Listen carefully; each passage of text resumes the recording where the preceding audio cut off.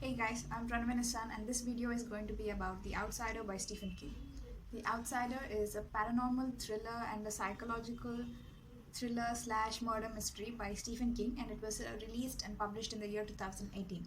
So I listened to the audiobook version of it and it's available for free on the VK website. I'll show you how you can listen to it online. And I decided to give this book a 4.5 out of 5 stars. It was really thrilling, nerve wracking, scary, creepy, and extraordinary. So, without any further delay, let's move into the plot, the premise of the story, and my review. So, the basic premise of The Outsider is that in a town called Flint City, there's a dead body found, a dead body of an 11-year-old boy who is brutally molested, mutilated, and murdered. From the DNA evidence they found in the crime scene and the fingerprints they found there, the police department of Flint City conduct a few interrogations. And after all the interrogations and evaluating the forensic reports and all, they come to a conclusion that the perpetrator, that's the murderer, is Terry Maitland.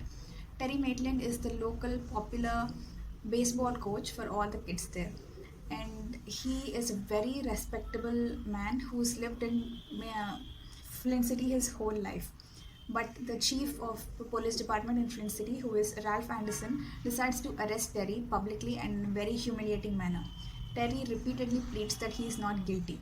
He has a strong, ironclad alibi that on the day that the boy was kidnapped and murdered, Terry was present in an entirely different city 70 miles away from Flint City. He even has his video evidence for his innocence, but the police, however, go along with the eyewitness interrogations and the DNA reports and all, and they arrest Terry. In other towns all over the country, the same thing is happening. Like, innocent kids are being found dead, very brutally murdered, and some other person, random person, is being blamed for it, and that person has been seen by multiple eyewitnesses, and even the DNA of them is found in the murder scene. But all these people are having very strong alibis that they didn't commit the murder. So this entire book is a race against time to find out who this diabolical murderer is, who is killing innocent children in the most vile and cruel way possible, and blaming innocent people as perpetrators and as the murders, and people are just going along with it. They are just blaming the person who they see with the kid, like see with the kid for the last time. So this plot is so nerve-wracking and riveting. I found it absolutely unputdownable. It is around 500 pages long and 500 pages of absolute thrill and goosebumps and excitement. So we all know about Stephen King's writing. I don't think I'm worthy enough to comment on his writing. It was extraordinary. But the thing about Stephen King is that he explains everything in so much detail that sometimes your attention just wanders away.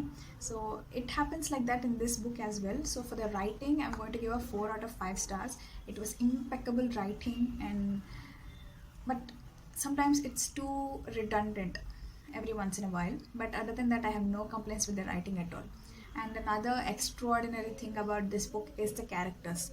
There are so many characters in this book, and all of them are so well constructed. Like their backgrounds, their mindsets, how each character is different from the other, the diversity in them. My favorite characters were Holly Gibney, a private investigator, private detective. She comes along in the second half of the book, and she is a very whimsical, strange, lovable character. And another is Ralph Anderson. He is an old white man set in his own ways, and that was one character to experience.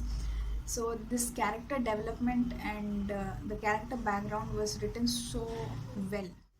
So I'm giving the characters a 5 on 5, and the plot itself is impeccable. I mean, you can find a few loopholes if you're really looking to find something, find mistakes in them, but for readers like who just want to read the story and absorb it, the plot is very good. For people who are thriller lovers or murder mystery fanatics, you will find this absolutely riveting. This is not just a murder mystery, it does have paranormal elements to it, but I mean, it's not focused that much on the supernatural side of the things happening. The Last one quarter of the book is completely focused on the supernatural side, but other than that, you just see how investigation actually takes place, how you weigh the evidence and the eyewitness against the alibis of the accused. It was very interesting. It was really, really interesting. The plot is scary, creepy. It's really creepy, and it's not for the weak stomached and the weak hearted people, because the crimes that take place in this book are, they'll give you goosebumps. You cannot imagine how could a person be so cruel to a child, 11-year-old or a 10-year-old. And another interesting thing is that you see how one tragedy, one murder can destroy an entire family. And other than that, you can see how one policeman's mistakes can ruin the reputation of an innocent man and his entire family, ruin the future of his children. It is absolutely impeccable. I loved it, and there's even a show called The Outsider. It's done by HBO, and from the trailer, I can see that it's going to be excellent. I cannot wait to watch it. I hope it's just like the book is, and I highly recommend you to check out The Outsider by Stephen King. It's a 4.5 out of 5 for me, and I hope it's a 5 on 5 for you too. So until the next video, goodbye.